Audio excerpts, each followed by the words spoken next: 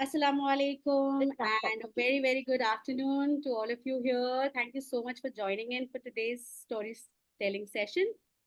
I am Sneha Bakkal, a birth doula, birth keeper, birth attendant, practicing in Mumbai.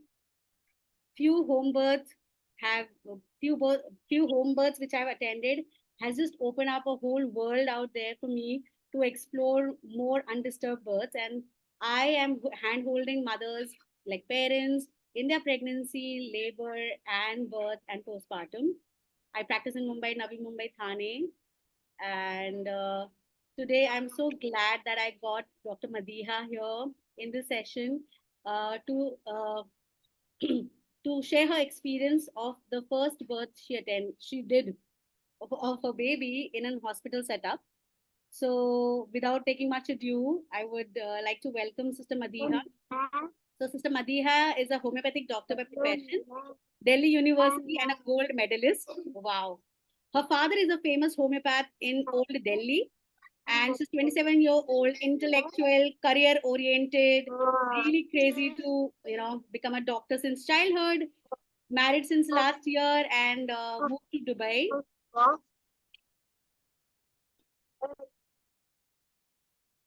She moved to Dubai and got pregnant and had to come to India to birth her baby. So, welcome, Madiha. I'm so glad you are here. Thank you so much. Just a minute, I'll pin you and I'm remove my pin. Thank you, Madiha, for joining in. Yes, Madiha. So, Madiha, you can share your journey, as in, what background Assalamu you come alaikum, from. everyone. Yeah. Walaikum assalam, Madiha. I'm just saying that you can share your journey, the background you come from, how did you get pregnant, and what were your initial things, and then your labor and birth. Okay. I would request Okay, thank everyone you to so just much. go on mute once you join in the session because it's live and it's recorded. Thank you so much. जैसे कि आपने अभी intro दिया कि I was crazy since birth since childhood to become a doctor. तो वो inspiration father से मिली. He is a well known homeopathic doctor in old Delhi. Hello, is my voice clear? Yeah. You're audible. So I have studied medicine from Delhi University, and my course includes every allopathic subject as well, like gynae, surgery, obstetrics, और जो allopathic doctors को पढ़ाया जाता है वो सब उसमें included था. And मुझे ऐसा लगता है we are made to study pathology more than the human physiology. यानी सो एंड सो डिजीज और वर्स से वर्स इसमें क्या हो सकता है, and so medicine, that's it. 6 years जब सेम चीज को पढ़ते रहते हैं तो काफी मतलब काफी डिटेल में फॉर 6 years हम इसमें इन्वेस्ट करते हैं इस कोर्स में.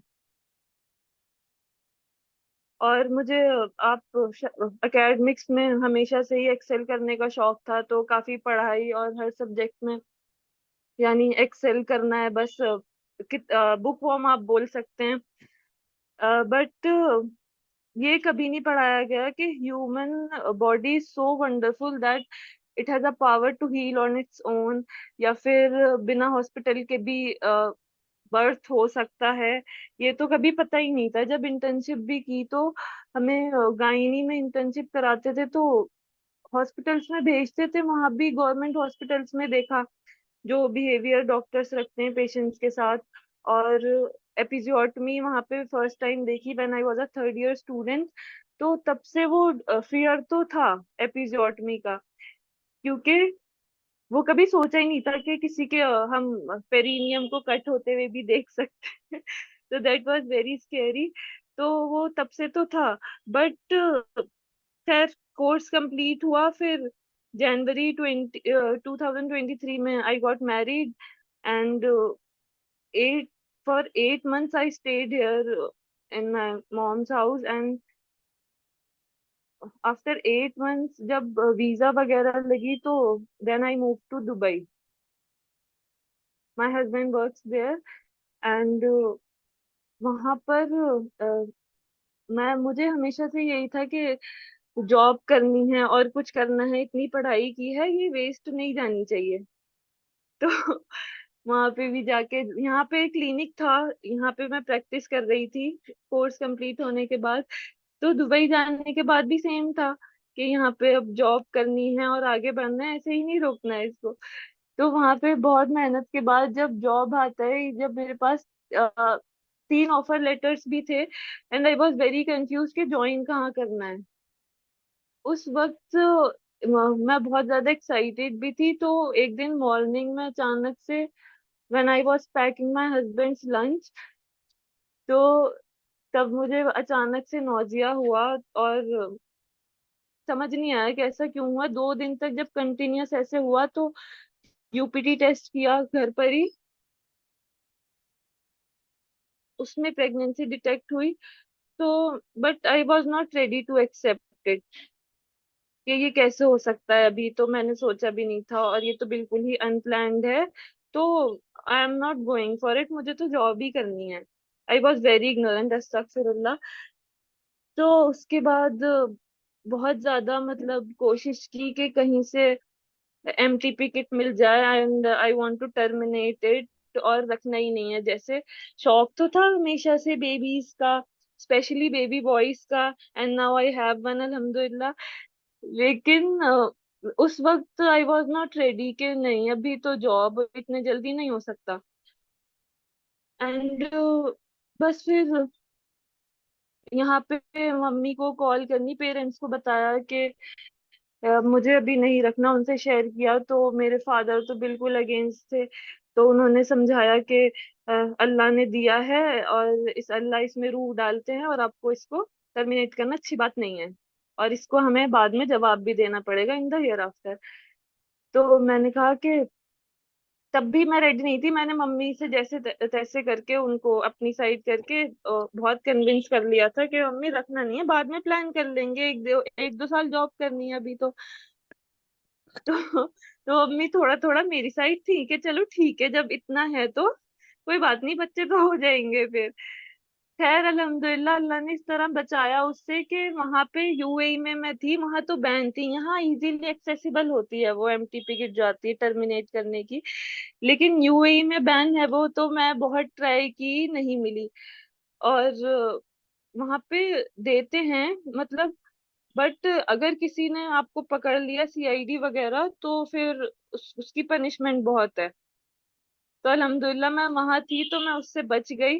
खैर फिर उसको प्रेगनेंसी को, क्योंकि हमेशा से प्रेगनेंसी को ऐसे ही व्यू किया कि ये तो एक डिजीज है और इसका ट्रीटमेंट होना है, 9 महीने का कोर्स चलेगा इसका, तो डॉक्टर के पास भी जाना पड़ेगा अगर हम कर ही रहे हैं तो बस वही, क्योंकि इंटर्नशिप वगैरह में सब देखा, डॉक्टर्स के साथ बैठे, तो दिमाग में वही था हमेशा से। जैसे टीबी का कोर्स होता है, टाइफाइड का एक कोर्स है ट्रीटमेंट का, तो प्रेगनेंसी का भी एक कोर्स है जिसमें स्कैन्स, दवाइयाँ, और starting from folic acid, progesterone, iron, calcium, वो सब लेना ही है। तो डॉक्टर से कंसल्ट किया। तो फर्स्ट अल्ट्रासाउंड हुआ 6 वीक्स पर। तो तब भी मैं बहुत ही, आई वॉज वेरी ऑफ के नहीं, चलो जबरदस्ती जैसे डॉक्टर के पास गए, उन्होंने अल्ट्रासाउंड किया। तो उन्होंने फर्स्ट टाइम जब मुझे बताया कि मदीहा मुझे इसमें 2 सैक दिख रहे हैं, do you have any history in your family of twin birth. तो मैंने बताया my husband is the he is the twin, तो इनकी फैमिली में बहुत स्ट्रॉन्ग हिस्ट्री है। तो जब मुझे 2 सैक डॉक्टर ने दिखाए और फर्स्ट टाइम हार्ट बीट सुनाई, तो तब जाके मुझे बहुत ही ज्यादा एक्साइटमेंट और एक्सेप्टेंस वहां से आई। जब उन्होंने ट्विंस बोले ना, तो मैं इतना ज्यादा एक्साइटेड हो गई कि ठीक है, अब तो कैसे भी करके इसको कंटिन्यू करना है। And I got very happy. और हार्ट बीट फर्स्ट टाइम सुनी कि मेरे अंदर, मेरी बॉडी के अंदर दूसरी हार्ट बीट सुनने को मिल रही है, तो वो तो that was just heavenly feeling. उसके बाद हमने उसको एक्सेप्ट किया और जॉब का आइडिया ड्रॉप किया। क्योंकि जॉब का आइडिया इसलिए ड्रॉप किया, मैं कर तो सकती थी लेकिन मुझे इतना ज्यादा मॉर्निंग सिकनेस, नौजिया रहता था कि even a sip of water would lead to vomit. तो मुझे काफी अराउंड 3.5 मंथ्स तक नोजिया रहा और डिहाइड्रेशन हो गई, हाइपरमेसिस, एंड उसकी वजह से एडमिट होना पड़ा। जनवरी 7 जनवरी को एडमिट हुआ, 20 अक्टूबर को प्रेगनेंसी डिटेक्ट हुई, और मॉर्निंग सिकनेस वगैरह, वॉमिट इतनी कंटिन्यू रही। 3 महीने बाद एडमिट किया, वहां पे ड्रिप वगैरह लगी। तो जो 3 घंटे जो उन्होंने एडमिट किया, उसके बाद हमें ये तो समझ आ गया था वहां एडमिट होने के बाद कि हम यहाँ की अफोर्ड नहीं कर सकते इलाज। जबकि इलाज तो कहना ही बनता ही नहीं है, क्योंकि वो कोई बीमारी थी ही नहीं। तो हम वहाँ अफोर्ड नहीं कर सकते, और मेरी मदर वगैरह सब यही हैं, दिल्ली में ही हैं। तो हमने हस्बैंड वाइफ ने ये डिसाइड किया कि मुझे घर चले जाना चाहिए। खैर वहाँ पे I stayed for 6 months in Dubai with my husband. और हम काफी ज्यादा अब एक्साइटेड थे बेबी को लेकर। और my husband used to talk to the baby, और जब जब वो बात करते थे तो मूवमेंट फील होती थी, तो मुझे भी बहुत अच्छा लगता था। फिर I had to depart from my husband, जो कि मेरे लिए बहुत ही ज्यादा स्ट्रेसफुल था, बहुत डिप्रेसिंग था। बट ही प्रॉमिस्ड मी कि मैं 2 महीने बाद आ जाऊंगा। अभी तुम जाओ, 6 मंथ्स पूरे हो गए। तो जब यहाँ पे मैं आई, after completing 6 months, I arrived here on 1st April. No, first 1st May I think. Anyways, फिर उसके बाद या I arrived here on 1st April. Then 2nd April को तपस्या आपी came to meet my father, and as I told you, he is a homeopathic doctor, and she wanted to consult for her children. तो वो आई थी। तो मेरे father ने उनसे बातचीत की होगी। वो यहाँ पे आई थी करण भाई के साथ, जो समन आपी के हस्बैंड हैं। अभी मैं आती हूँ उस पॉइंट पर भी। तो तपस्या आपी क्लिनिक पर आई थी फादर से मिलने। तो आई डोंट नो क्या कन्वर्सेशन हुई उनकी फादर से। My father called my mom, और उन्होंने कहा कि मदीहा से कोई ये लेडी है, इनसे मिलवा दो, और ये होम वर्क करवाती हैं। थोड़ी बातचीत करो, इन्हें काफी नॉलेज है, मदीहा से बोलो बातचीत करें। तो अब वो घर पे आती हैं ऊपर, और मैं तो बहुत ही, एक तो मैं वैसे ही बहुत डिप्रेशन में के हस्बैंड से वही छोड़कर आ गए। और यहाँ पे फिर धीरे धीरे जैसे टाइम करीब आ रहा था, तो जो वो डर भी लगने लगा था डिलीवरी का। तो अब ये घर पर, इनको क्लिनिक से जब भेजा, घर ऊपर ही है, क्लिनिक के जस्ट 2nd फ्लोर पर है। तो तपस्या आपी को जब भेज रहे थे वो, तो मैं बहुत ही ज्यादा लेके वो थी इग्नोरेंट के, क्यों भेज रहे हैं, और आज के जमाने में ऐसा थोड़ी होता है कि होम बर्थ हो जाए।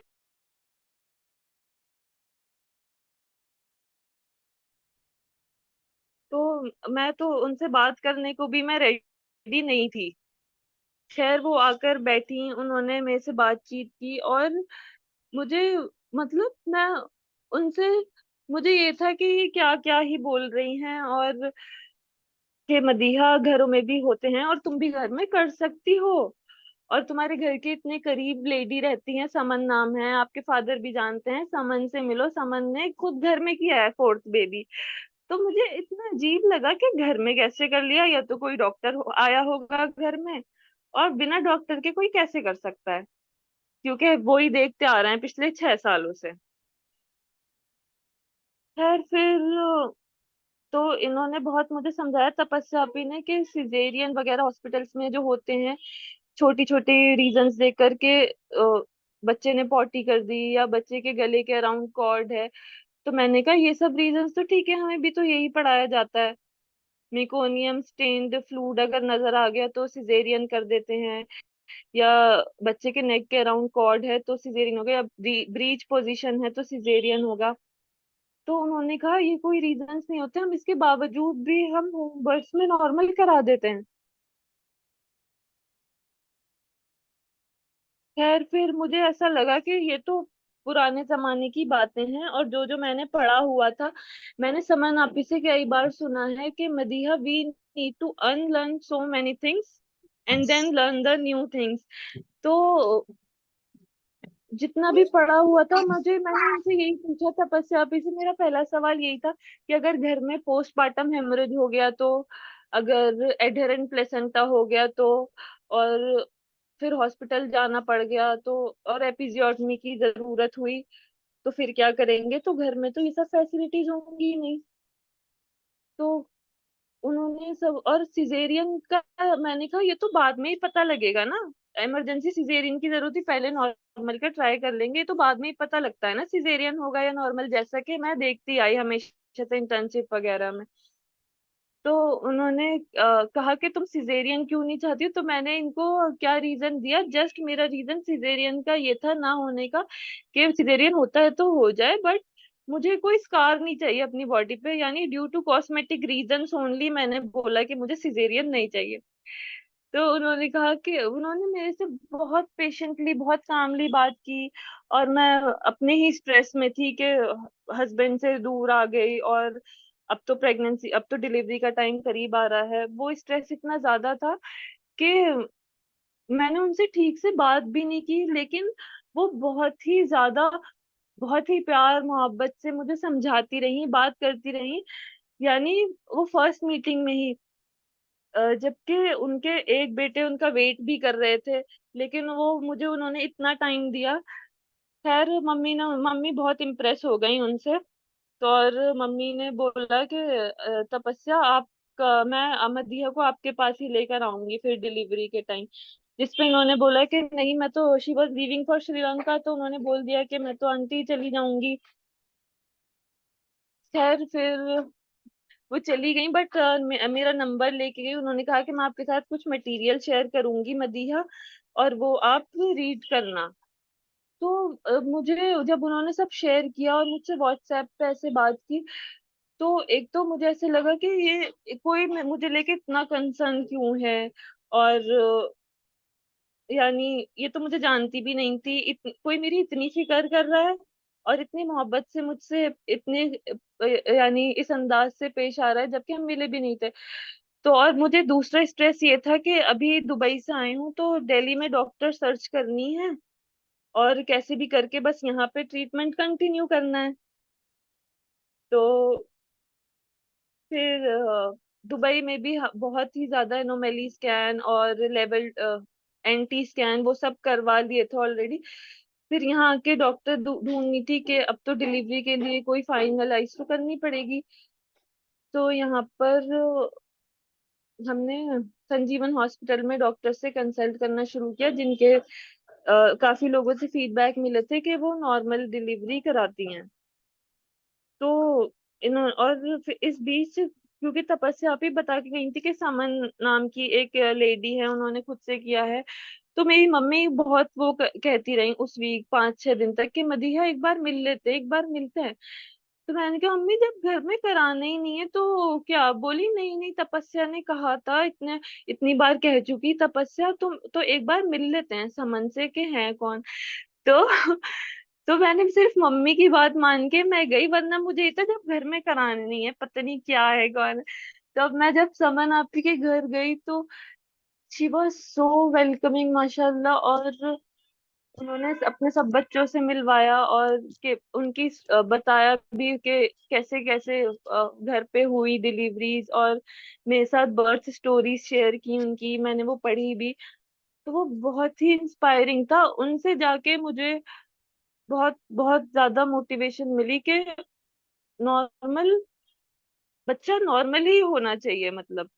तो तब जाके माइंड इतना तो हो गया था कि ये कोई रीजंस नहीं है, मिकोनियम और या फिर ब्रीच बेबी है या, बट तब भी डॉक्टर के यहाँ जाना तो नहीं छोड़ा था।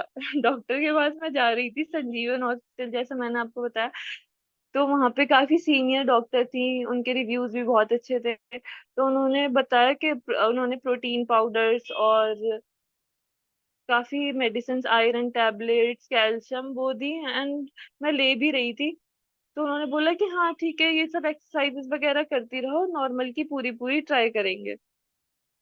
और साइड बाय साइड तपस्या अभी मुझे मटेरियल भेजती थी पढ़ने के लिए या अपनी ऑडियो सेंड कर दी थी, जिससे पता लगता था। और जब मैंने इनसे समन आपी से फर्स्ट मीटिंग के बाद ये मुझे इतना ज्यादा इन्होंने मुझे टाइम दिया और बहुत ही पेशेंटली मुझे बताया, मुझे लगता है कि मैं सबसे ज्यादा जो इन्फ्लुएंस पड़ा मुझे इनके तपस्या आपी और समन आपी के जो मिजाज रहा मेरे साथ, जबकि हम पहले कभी मिले भी नहीं थे, उससे शायद मैं बहुत ज्यादा मुतासिर हुई। ये तो चीजें बात की हैं नॉर्मल या सिजेरियन, लेकिन इन्होंने मेरी इतनी फिक्र और इतना कंसर्न शो किया दोनों ने मेरी तरफ कि मुझे अभी भी हैरत होती है कि हम तो जानते ही नहीं थे और इन्होंने इतनी फिक्र इतनी मोहब्बत मुझसे। तो वो चीज मैं काफी दिन तक मैं सोचती रही। तपस्या आपी भी चली गई और मैं मेरे जहन में बस यही चलता रहा कि मैं तो इनसे ठीक से बात भी करने नहीं बैठ रही थी, और ये मुझसे इतनी इतनी मोहब्बत का अंदाज और इतनी फिक्र मेरी, ऐसे कैसे। तो इन दोनों की पर्सनैलिटीज से मैं बहुत ज्यादा मुतासिर हुई।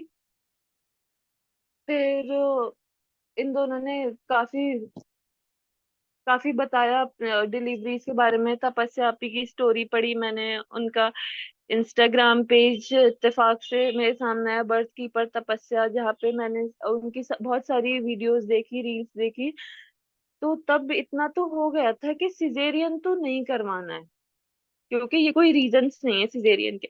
फिर मैंने अपनी फैमिली में जितने बहुत मेरे ऑलमोस्ट सारे कजन्स के सिजेरियन हुए हैं, तो मैंने सबसे पता करना शुरू किया, आपका सिजेरियन क्यों हुआ, आपका सिजेरियन क्यों हुआ। तो एक कजन ने बताया कि वो 7 सेंटीमीटर डायलेटेड थी, लेकिन डॉक्टर ने बोला कि निकोनियम पास होना हो गया है, तो हम सिजेरियन के लिए लेके जाते हैं। सेकंड कजन ने बोला कि 4 to 5 सेंटीमीटर में डायलेटेड थी, डॉक्टर ने ये रीजन दिया कि अभी तो बहुत टाइम लगेगा नॉर्मल होने में, अभी बहुत टाइम चाहिए, तो हम इसलिए सिजेरियन को लेके जा रहे हैं, इतना टाइम नहीं ले सकते, बच्चे की हेल्थ को रिस्क है। फिर तीसरी कजन मेरी, तो उन्होंने बताया कि मेरी डॉक्टर ने सिजेरियन इसलिए किया क्योंकि ट्विन बेबीज थे, मदीहा ट्विंस में तो सिजेरियन ही होता है। तो तब मुझे लगा कि ये कोई पैथोलॉजी तो यहाँ पे कुछ नजर नहीं आई, 2 बेबीज है तो सिजेरियन, और बच्चा तो पॉटी तो 20th वीक से करने ही लगता है, तो ये क्या रीजन है सिजेरियन का। या फिर कॉर्ड उसके गले के अराउंड है, तो ये क्या रीजन है। तो तब समझ आने लगा कि ये जो सिजेरियंस का रेट इतना बढ़ रहा है, ये शायद फाइनेंशियल फैक्टर है यहाँ पे, क्योंकि टाइम सेविंग है डॉक्टर्स के लिए, और इसमें फीस भी ज्यादा है, नॉर्मल से ज्यादा है। खैर उसके बाद फिर, क्योंकि मुझे काफी ज्यादा स्ट्रेस में रहती थी मैं, और मुझे एंजाइटी रहने लगी थी, तो समन आपी ने मुझे खुद ही मैसेज किया, क्योंकि मैं उनसे शेयर करती थी कि अब मुझे ऐसा फील हो रहा है, अब मैं बहुत एंशियस हो रही हूँ, लेबर पेन कैसे होता है क्या होता है बस मैंने देखा है, लेकिन खुद पे होगा तो क्या होगा, आई डोंट नो। तो उन्होंने कहा, मदीहा तुम, मेरे हस्बैंड ईएफटी सेशंस देते हैं, करण भाई, उनसे तुम आके सेशंस ले लो। तो मैंने उनके पास जाना शुरू किया, और इन्होंने हमारे घर आना शुरू किया, और ये हस्बैंड वाइफ हमें बहुत माशाल्लाह फ्रेंडली लगे दोनों। और बच्चे भी माशाल्लाह, बहुत हम एंजॉय किया हम उनके साथ। तो ये घर पे आए, फिर इनकी इनकी स्टोरी से इन दोनों की मतलब उसका भी बहुत असर पड़ा मेरे ऊपर, बहुत अच्छा लगा। फिर खैर, हाँ, डॉक्टर की फिर मेरी विजिट थी यहाँ पे, सेकंड विजिट, फिर वो भी सेम के आप प्रोटीन पाउडर आयरन टैबलेट लेते रहो। फिर थर्ड विजिट थी 35th वीक पे, उस डॉक्टर से मेरी लास्ट विजिट थी। तो 35th वीक पे डॉक्टर के ने अल्ट्रासाउंड करवा के मुझे बुलाया था, मैं अल्ट्रासाउंड लेकर गई, तो उसमें AFI 14.1 था, जो कि सफिशिएंट है आई थिंक। बट डॉक्टर ने बोला कि मेरी मदर से कि इसको इनका हम सीटीजी करेंगे, और सीटीजी किया तो उसमें हार्ट बीट बोली फ्लक्चुएट कर रही है, पहले 120 है एकदम से 180 हो जाती है, तो इसका तो नॉर्मल हो ही नहीं सकता, मैं सिजेरियन ही करूंगी। तो मैंने कहा, मैम अगर हार्ट बीट की बात है, सेकेंडली उन्होंने बोला कि बेबी अभी ब्रीच है 35th वीक पर, ब्रीच है तो हम 37th वीक पर सिजेरियन कर देंगे, ये फाइनल है। तो मैंने बोला ma'am I would like to wait for spontaneous labour, क्योंकि ये सब मैं तपस्या अपी से सुन चुकी थी। तो कि तुम मदीहा तुम ऐसे ही ऐसे बोलना जाकर, और वो उनकी बातें अब मुझे ज्यादा समझ आ रही थी, अब मुझे डॉक्टर की बातें समझ नहीं आ रही थी, इतना हो गया था। खैर फिर डॉक्टर ने बोला कि हम सिजेरियन कर देंगे, हार्ट बीट फ्लक्चुएट कर रही है। ये 29th of May की बात है, द सेम डे तपस्या आपी का फेयरवेल था नूतन पंडित मैम के घर। तो हमने डॉक्टर ने जब सिजेरियन की फाइनल स्टेटमेंट दे दी, और मेरी पेरेंट्स ने कहा भी कि नॉर्मल का ट्राई कर लीजिए, और ये तो यानी इसका तो कोई जीरो रिस्क प्रेगनेंसी थी, बीपी थायराइड डायबिटीज कुछ भी नहीं रहा। तो doctor she was just shouting कि मैं कोई खुदा नहीं हूँ, और जो मुझे करना है मैं तो वही करूंगी। मैं कैसे बता सकती हूँ नॉर्मल होगा नहीं होगा, मैं कोई खुदा थोड़ी हूँ, और मैं तो कर दूंगी सिजेरियन, 2 हफ्ते के बाद आ जाना। तो खैर फिर मैंने फौरन I I was crying so much कि ये क्या हो गया, और इन्होंने तो बिल्कुल फाइनल वर्डिक्ट दे दिया है। मैंने तपस्या आपी को मैसेज किया तभी, she was attending the party, लेकिन वो पार्टी से ही उन्होंने मुझे रिस्पॉन्स दिया। और यानी she never let me wait, वो फौरन इंस्टेंट मुझे रिस्पॉन्स देती थी अल्हम्दुलिल्लाह।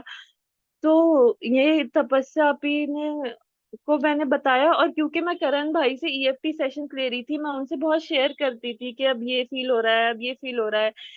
जब बेटर फील होता था उनके सेशन के बाद वो भी बताती थी, या जब जब मैं डॉक्टर के पास गई और डॉक्टर की बातों से ट्रिगर होती थी, मैं वो भी शेयर करती थी।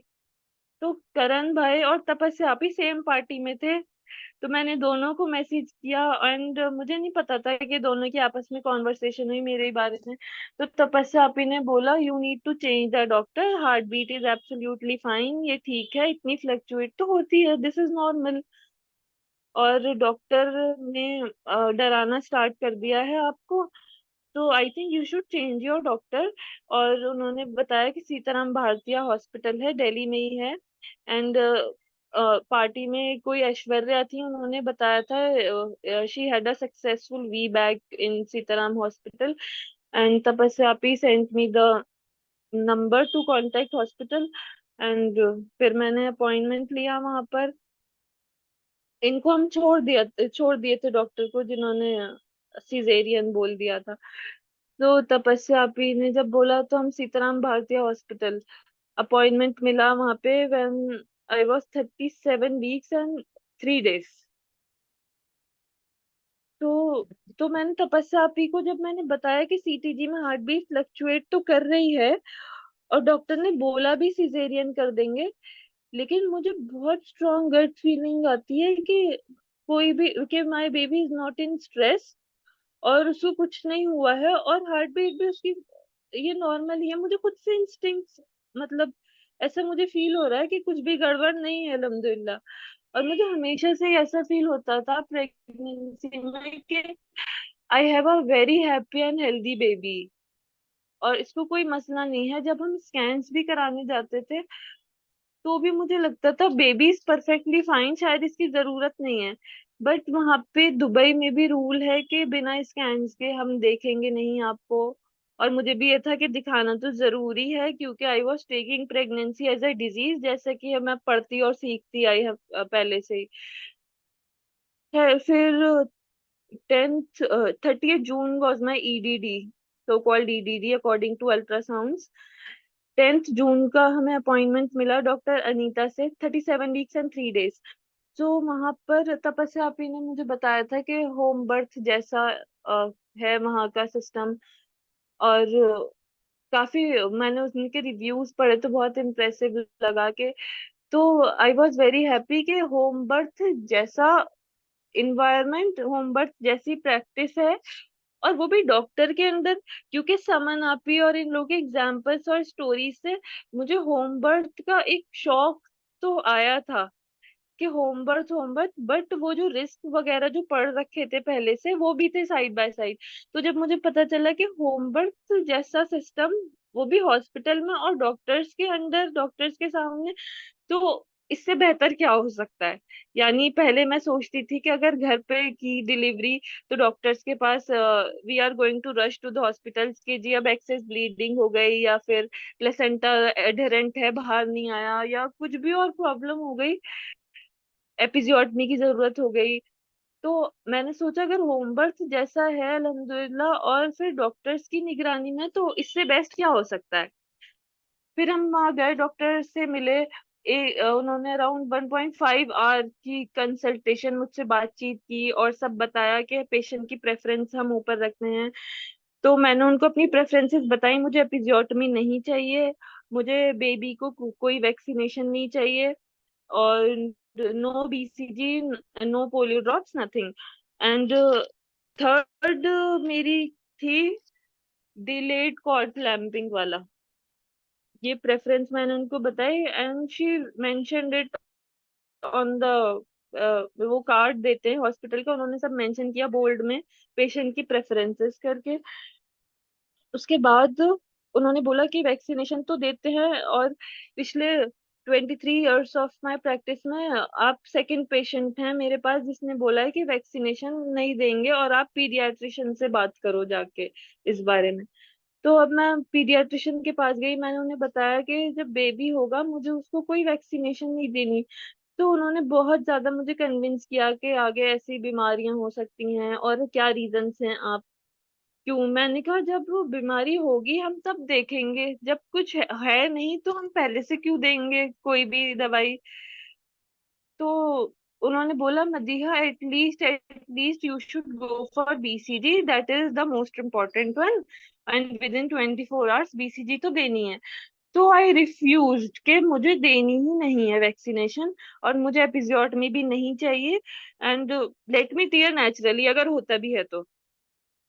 But I was very confident कि मुझे था कि टीयर नहीं होना। I was doing perineal massages exercises, जो जो तपस्या आपी ने सब गाइड किया था वो सब मैं कर रही थी। और उसके बाद फिर काफी पीडियाट्रिशियन से काफी बहस हुई, बट शी एग्रीड क्योंकि उनके हॉस्पिटल में पेशेंट की प्रेफरेंसेस को कंसीडर किया जाता है। खैर, और my father is a homeopathic doctor, और मैं खुद सिजेरियन के थ्रू डिलीवर हुई थी। उसके बाद कि 4 जो हुए मेरे सिबलिंग्स वो सब नॉर्मल थे, क्योंकि मेरे फादर मम्मी को ले गए थे कस्तूरबा हॉस्पिटल।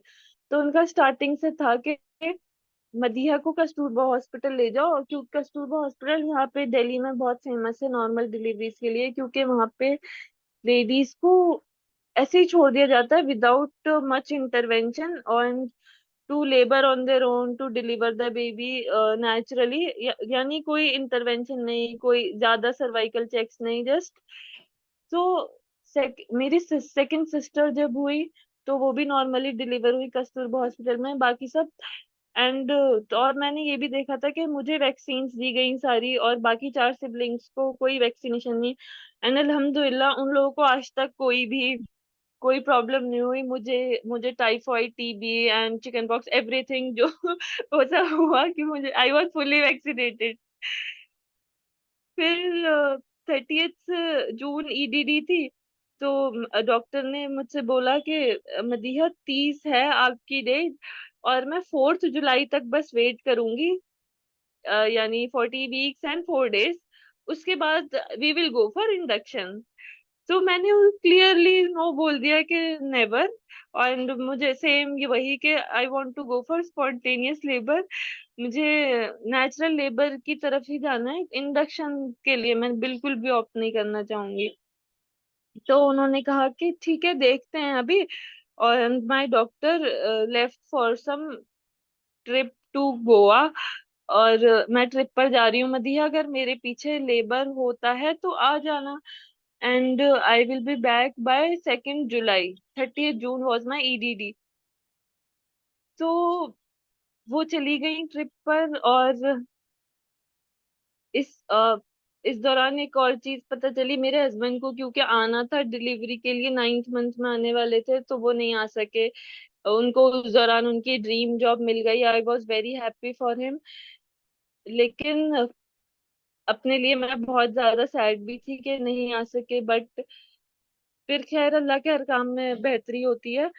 तो मैंने डॉक्टर से पूछा भी हम 4 जुलाई के बियॉन्ड क्यों नहीं जा सकते, why only 40 weeks and 4 days, why not beyond this. तो डॉक्टर ने बोला कि नहीं, ये जो तुम मिडवाइफ्स और किसी डूलास की बातें पढ़कर और सुनकर आई हो ना मदीहा, ये तो नहीं चलेगा यहाँ पे। और ठीक है, हम भी कंसीडर करते हैं, बट ये फॉरेन कंट्रीज में ये सब होता है और वो भी लिख कर लेते हैं 41 वीक्स के बियॉन्ड जाना होता है तो मैंने कहा आप लिख कर ले लो। तो उन्होंने कहा ठीक है, बस मेरी एक कंडीशन है कि अगर आप एवरी सेकेंड डे एनएसटी करा के मेरे पास आ जाओ, मुझे बस ये देखना है बेबी की हार्ट बीट ठीक है, तो I will wait beyond 40 weeks. I said okay, मैं आ जाऊंगी, जबकि हॉस्पिटल काफी दूर है घर से, बट एवरी ऑल्टरनेट डे हमें एनएसटी के लिए जाना पड़ रहा था to satisfy the doctor only. जबकि मुझे मुझे ऐसा फील होता था कि हार्ट बीट बिल्कुल ठीक है, अल्हम्दुलिल्लाह, कुछ नहीं हुआ है बेबी को और मैं भी ठीक हूँ, मुझे भी नहीं। खैर फिर डॉक्टर, मुझे कोई पेन्स नहीं हुए, थोड़े बहुत होते थे, आई थिंक फॉल्स पेन्स ही रहे। तो डॉक्टर 2 जुलाई को she came back from trip और उन्होंने बोला कि मेरे पीछे आई क्यों नहीं। मैंने कहा मैं क्योंकि नेचुरल लेबर का ही वेट कर रही थी और अब मुझे थोड़े थोड़े फील हो रहे हैं कॉन्ट्रैक्शंस, तो मैं आ गई। तो शी स्टार्टेड शाउटिंग कि यहाँ पे मैं नहीं थी तो और तो डॉक्टर्स थी, और ऐसे नहीं चलेगा, मैं बस 3 दिन और देखूंगी, 2 जुलाई है आज, एंड 5th को हम एडमिट कर देंगे आपको। तो डॉक्टर ने मेरा फर्स्ट सर्वाइकल चेक किया 2 जुलाई को।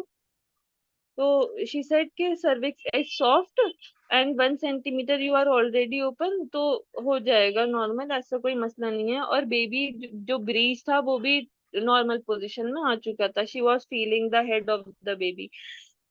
तो उन्होंने बोला कि Madiha I want you to go for membrane sweep, जिसको मैंने मना कर दिया कि नहीं, क्योंकि ये भी इंडक्शन ही है, मेम्ब्रेन स्वीप क्यों कराना है। और जब नेचुरल लेबर स्टार्ट होगा तो सर्विक्स तो खुद ओपन होता चला जाएगा।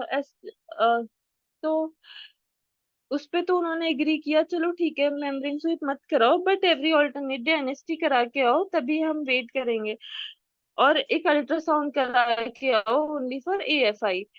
तो मेम्ब्रेन स्वीप मैंने कराया और नहीं कराया, सॉरी, अल्ट्रासाउंड करवाया एएफआई के लिए, जिसमें एएफआई मैंने कराया और उसमें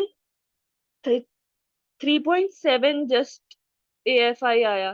तो मैंने तपस्या आप ही को बताया कि बहुत ज्यादा ओलिगोहाइड्रामिनोज हो गया है और पानी की कमी है, तो अब क्या करें। उन्होंने बोला कि 37, उन्होंने मुझे स्ट्रिक्टली मना किया था 37th वीक के बाद तुमको अल्ट्रासाउंड नहीं कराना है। बट डॉक्टर का इतना ज्यादा प्रेशर था, और समन आपी ने मेरे से बोला कि मदीहा, अगर if you are choosing hospital then you have to surrender to them. तो उस बात को सोचते हुए वो कराया कि अब तो डॉक्टर की माननी पड़ेगी, जब हमने हॉस्पिटल भी चूज कर लिया और इतना टाइम भी नहीं है, पेन्स तो ऑलरेडी स्टार्ट हो रहे हैं। तो उनको कराया 4th को, फिर पहले 2nd को एनएसटी, देन 4th जुलाई को एनएसटी, देन 6 जुलाई को एनएसटी जो कराया। तो डॉक्टर ने बोला कि इतना कम पानी है, और बहुत ज्यादा मुझे डांटना शुरू कर दिया कि इतना कम पानी पे तो नहीं रोक सकते, बच्चे को कुछ भी हो सकता है, बच्चे की जान को खतरा है। और जबकि मैं खुद से पैल्पेट करती थी तो मुझे बच्चे की बॉडी के अलावा काफी फ्लूइड भी फील होता था। तो मैं सोचती थी अल्ट्रासाउंड में 3.7 है, लेकिन खुद से तो लग रहा है कि एवरीथिंग इज ओके। तो उन्होंने कहा कि नहीं, एडमिट तो होना पड़ेगा, आज ही एडमिट हो जाओ, आज 5th है। तो मैंने मना किया, काफी बहस हुई, तो मैं घर आ गई कि नहीं। तो फिर 6 को दोबारा गए, क्योंकि उनको फिर से एनएसटी चाहिए था। बहुत ही ज्यादा वो पीरियड जो है बहुत स्ट्रेसफुल था, क्योंकि बार बार इतनी दूर आना जाना। और खैर फिर 6 को हुआ, 6 को एनएसटी हुआ। उन्होंने सेम डे मुझे बोला कि आप कभी पीवी करेंगे, सर्वाइकल चेक करेंगे दोबारा से। और फिर उन्होंने चेक किया तो तब भी I was only 1 centimetre open. और उन्होंने बोला कि वो इतना ज्यादा पेनफुल था, इतना ज्यादा पेनफुल था कि तब मुझे डर लगा कि अगर पीवी इतना पेनफुल है तो बेबी बाहर आता होगा तो कितना पेनफुल होता होगा, जस्ट 2 फिंगर से अगर इतना पेन है तो। खैर अल्हम्दुलिल्लाह फिर उन्होंने एडमिट करने को बोला, मैंने मना कर दिया। जो वो पीवी इतना पेनफुल था, उसके बाद से म्यूकस प्लग लूज होना खुद से हो गया। आई थिंक उनके फिंगर से वो स्टिमुलेट होने की वजह से, और बहुत ज्यादा पेन स्टार्ट होने लगा।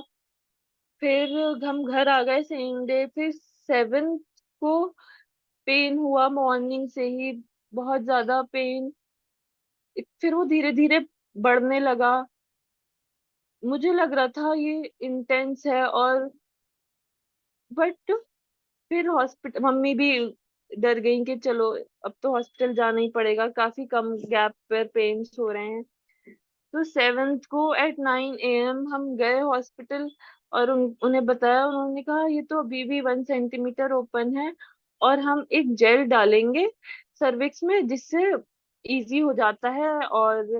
और इस जेल से कुछ भी कोई नुकसान नहीं है। और प्रोस्टाग्लैंडिन जेल होता है जस्ट सर्विक्स को ओपन करने के लिए। और इसमें कोई पेन भी नहीं होता। खैर फिर मैं जब वो भी मुझे बहुत अजीब लग रहा था। 9 AM को उन्होंने बोला कि अभी तो थोड़ा सा ओपन है, जाओ थोड़ी बहुत तो वॉक करके आ जाओ। तो अब मैं वॉक, ठीक है, थोड़ा काफी चले चलते रहे, और मुझे अंदर से एक अजीब सी एंजाइटी थी कि ये शायद ठीक नहीं है। And I just went to my father, और मैंने उनसे बोला कि मेरा दिल चाह रहा है बस हम घर, मैं भाग के घर चली जाऊं, बस मुझे यहाँ नहीं रुकना, मुझे ऐसा फील हो रहा है। तो फादर ने बोला, अब्बू ने बोला कि ठीक है चलो बेटा चलते हैं फिर।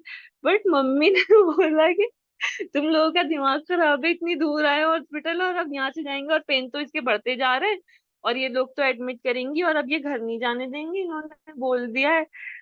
और अब तो यही बस अब हो ही जाएगा इंशाल्लाह, पेन तो बढ़ते ही जा रहा है।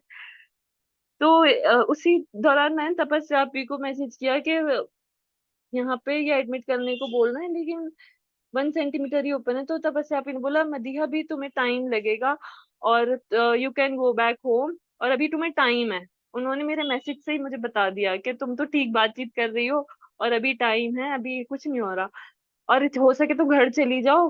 फिर उन्होंने बोला कि हॉस्पिटल दूर है तो अभी यहीं पे स्टे करो। फिर हम उन्होंने एडमिट किया 3 PM पे जेल इंसर्ट की। जेल इंसर्ट होने के बाद 2-3 घंटे बाद पेन इतना ज्यादा सीवियर हो गया, इतना ज्यादा। और I just lost my senses के इतना भी कुछ हो सकता है, ये तो सोचा ही नहीं था।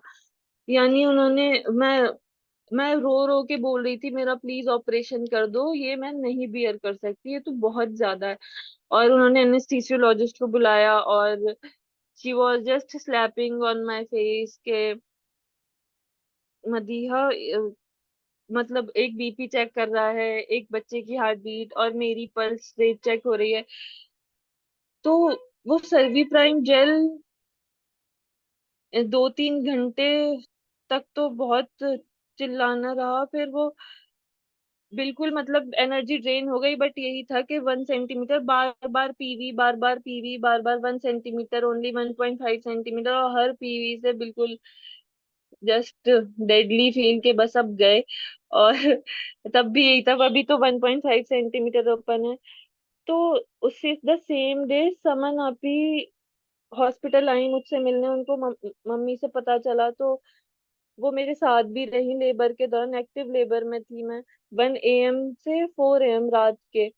दोपहर 3 बजे एडमिट किया था, बट वो जेल से वो पेन चलता रहा। रात के 1 बजे समन आपी आई। और क्योंकि मेरी मदर से सुन चुकी थी कि पूरी प्रेगनेंसी मुझे डोसा सांभर की बहुत क्रेविंग रही, तो वो स्पेशली मेरे लिए डोसा लेकर आई। उन्होंने सूर्य यासीन वहां पे प्ले की मेरे पास। और मुझे डोसा खिलाने की बहुत कोशिश की, बट हार्डली मैंने उनके हाथ से 2 बाइट लिए। बहुत मेरा साथ दिया और अ, बहुत प्यार से मुझे डील किया, नहीं मदीहा तुम कर सकती हो इंशाल्लाह, और अल्लाह हमारे साथ है, तुम कर लोगी। और क्योंकि नर्सेज ने तो मुझे बांध के बिठा रखा था पूरी बेल्ट से एनएसटी के लिए और कॉन्ट्रैक्शंस की इंटेंसिटी देखने के लिए, तो वो बेल्ट इतनी टाइट थी कि मैं कई बार उसको हटा के मैं भागी कि ये हटा दो प्लीज, ये हटा दो, आई प्रॉमिस, मैं सच कह रही हूँ, उसकी हार्ट बीट को कुछ नहीं होगा, वो ठीक है, तो बस ये हटा दो बेल्ट प्लीज। जैसे किसी हम बकरे को बांध के खड़ा कर देते हैं कि बस ये बांध के बिठाना है। तो वो तो इतना टॉर्चर था कि मैं वॉशरूम भी जाने को बोलती थी कि नहीं, सब यहीं पर ही बेड पर कर दो और हम क्लीन करेंगे, जाने नहीं देंगे, बच्चे की हार्ट बीट फ्लक्चुएट नहीं होनी चाहिए, we are more concerned about the baby. और जब मैं बोल रही हूँ नहीं हो रहा कुछ उसकी हार्ट बीट को, तो लेकिन वो कोई भी सुनने के लिए रेडी नहीं था। फिर समन आपी की ट्रेन थी मॉर्निंग में, तो उनको जाना पड़ा। मैंने उनको रोकना भी चाहा कि प्लीज, वैसे तो मुझसे बोला नहीं जा रहा था, बट मैंने रोकना चाहा कि प्लीज आप रुक जाइए, मत जाओ मुझे छोड़कर। बट उनको जाना पड़ा, और 4 बच्चों को उनका वेट कर रहे थे, हस्बैंड उनके देख रहे थे। I am very grateful to both of them, मेरे लिए बहुत किया इन्होंने और बहुत साथ दिया। और उनके सामने ही जब वो रही मेरे पास, उसी दौरान अल्हम्दुलिल्लाह 1.5 सेंटीमीटर से 6 सेंटीमीटर डायलेट हो गई मैं। तो खैर ये समन आपी ने चली गई। फिर इस सब से, इस जर्नी से मुझे ऐसा लगा कि जैसे जैसे लोग छोड़ के गए, पहले हस्बैंड को मैं इतना चाहती थी मेरे साथ रहे डिलीवरी पे, वो नहीं आ सके। फिर तपस्या आपी के जब मैं क्लोज आना शुरू हुई, पता लगा she is leaving for Sri Lanka. फिर समन आपी द सेम डे, इतने दिन से हम मेरे साथ रही। और जब लेबर था, मैं एक्टिव लेबर में थी, उनकी मॉर्निंग में ट्रेन, खैर अल्हम्दुलिल्लाह वो मेरे साथ उन्होंने 3 to 4 आवर्स स्पेंड किए, और उनका बहुत एहसान है। और उनको भी जाना पड़ा, तो मुझे ऐसा लगता है शायद अल्लाह को मुझे ये सिखाना था कि दिस इज योर जर्नी, और तुम्हें ही सफर तय करना है, और ये तुम्हारा ही इम्तिहान है। तो वो एक लाइफ टाइम लेसन ही है कि ये खुद से ही करना था। तो वो पेन बियर करते करते करते नेक्स्ट मॉर्निंग फजर तक मुझे ऐसा हो गया कि इसी के साथ अब जीना है, और ये हो जाएगा इंशाल्लाह, खुद ही चाहे टाइम लगे। और बस वो था कि सब मुझे छोड़ दो और मैं कर लूंगी, अब मैं कर लूंगी, प्लीज सब बाहर चले जाओ। बट सिस्टर्स जाने को राजी नहीं थी, वो बेल्ट्स बार बार, एनएसटी सीटीजी, उससे बहुत मेरे, बहुत सबसे ज्यादा तकलीफ शायद उन बेल्ट्स ने दी मुझे, और ये जेल। फिर समन आपी जब थी, रात में ही इन डॉक्टर्स ने डिसाइड किया कि जेल से तो ओपन हो नहीं रहा है इतना, तो हम ऐसा करते हैं, पिटोसिन की ड्रिप लगाते हैं। तो भले ही मैं अपने सेंसेस में नहीं थी, लेकिन जब मुझे पिटोसिन की आवाज आई तो फौरन मैं चिल्लाई, प्लीज आप इनको मना करो, समन आपी पिटोसिन नहीं। तो डॉक्टर, तो उस जब मैंने मना किया, और समन आपी ने मेरी साइड से बोला कि जब वो मना कर रही है तो आप लोग क्यों दे रहे हो। तो तब से उनको लगा कि ये कौन है और ये कौन होती है बोलने वाली। तो जब ये चली गई, तब भी मुझे आवाजें आ रही थी कि ये कौन थी, कोई डॉक्टर आई थी क्या, इसके खानदान में सब डॉक्टर्स हैं क्या। और इसको तो बहुत पता था। और ये सब नर्सेस की आपस की बातचीत थी, जितनी मुझे याद है वो मैं आपको बता रही हूँ। फिर ये चली गई, तो मॉर्निंग में दोबारा डॉक्टर आई 6 AM के, हम इनको पिटोसिन की ड्रिप दे रहे हैं। तो मेरी मदर ने बोला कि आप ये मदीहा तो बिल्कुल रेडी नहीं है, और आप इनके फादर से एक बार बात कर लें। तो मेरी मम्मी पे काफी शाउट किया कि आप लोग कौन होते हैं, आप खुद ही डिसाइड कर लो ना जैसे इलाज करना है आप। और इनके फादर कौन है, कोई डॉक्टर है क्या, क्या वो डॉक्टर है। मम्मी ने कहा हाँ वो एक्चुअल में डॉक्टर है। तो उन्होंने बोला तो महिलाओं के तो डॉक्टर नहीं है, लेडीज के तो नहीं है। तो महिलाओं की प्रॉब्लम वो नहीं समझते, हम समझते हैं, हम इसको ड्रिप दे रहे हैं। तो और वरना तो फिर सिजेरियन ही होगा, हम सिजेरियन के लिए लेके चले जाएंगे क्योंकि लग नहीं रहा है होता हुआ हमें तो मम्मी ने बोला कि चलो ठीक है, आप बिस्मिल्लाह पढ़ के ड्रिप देना स्टार्ट करो, एटलीस्ट सिजेरियन से तो बचे। मम्मी का ये था, वो पूरा कोशिश में थी। और उनका ये था कि जब मेरी बेटी ने इतना पेन अब बियर किया ही है और 6 सेंटीमीटर तक आ गई है, तो अब सिजेरियन के लिए लेके जा रहे हैं तो कितना अफसोस मलाल, इतना तकलीफ भी और फिर सिजेरियन भी हो गया। खैर अल्हम्दुलिल्लाह फिर उन्होंने ड्रिप देनी स्टार्ट की और मुझे पुशिंग फील आनी खुद से स्टार्ट हो गई। और जब जब मुझे पुशिंग फील आती तो ये सब चिल्लाते, डोंट पुश, स्टॉप पुशिंग, बहुत यार। और मैं, यानी एक इंतहा हो गई, मुझे पुश करते करते घंटों हो गए, सुबह के 6 बजे से 11 बज गया है सुबह के। और हर वक्त बस हर 2 मिनट में आके कोई ना कोई चिल्ला रहा है, इतना बड़ा स्टाफ, और हर 2 मिनट में चिल्ला रहा है मदीहा स्टॉप पुशिंग स्टॉप। यानी एक लिमिट पर आके तो मैं रोने लगी कि सच में आप यकीन करो, मैं खुद से नहीं कर रही हूँ पुश, मैं खुद से नहीं कर रही हूँ, मैं कैसे रोकूं, मैं कैसे रोकूं, आप मुझे बताओ मैं कैसे रोकूं। मदीहा पुश नहीं करना है, पुश नहीं करना है। और हाँ, जब रात में समन इन्होंने लोगों ने तो मुझे बांध के लिटा के रखा था, तो समन आपी ने बोला मुझसे, Madiha would you like to change the position, कुछ स्क्वाट्स वगैरह या कुछ खड़े होकर। तो इन्होंने बेड पर ही बेड पकड़ के मुझे काफी सारे स्क्वाट्स करवाए और उससे मुझे बेटर फील हुआ, उससे मुझे लगे कॉन्ट्रैक्शंस अब उतने इंटेंस नहीं है।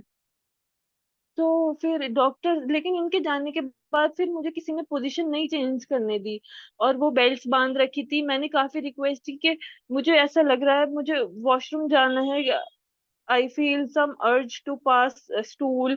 और उन्होंने बोला नहीं, हम नहीं जाने देंगे और यहीं रहना है उसी लिदोटोमी पोजीशन में, बस उसी इसी पोजीशन में लेट कर ही रहना है।